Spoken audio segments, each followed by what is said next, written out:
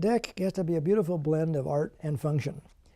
You have to have the art to get the boat up appearing nice. As my father would say, nobody really needs an ugly boat. You know, they prefer to have a much more handsome boat when you walk down the dock and you're kind of proud and say, that's my boat, rather than something that's kind of an odd shape or particularly not handsome. It's not gratifying. So with that in mind, you have to design a boat that really is appealing to the eye. That's the art portion.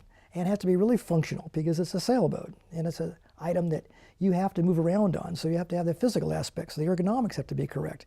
And in so doing, you better be thinking about where all the hardware is placed. It also allows us to bring in many features into the deck, such as your bearing location for your jib boom, the location for the mooring cleats are defined, the location for the pulpits are defined.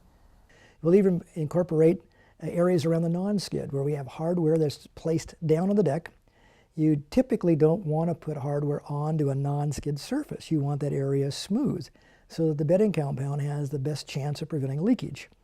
Wherever we have a piece of deck hardware, the balsa core is removed and a piece of G10 is inserted in its place and set in flush like you see, and then fiberglass covered. And in making the deck plug, which is the part that's used to make the mold, we'll place the hardware all over the deck and we'll sit out there for days as if we were sailing on this wooden plug fixture.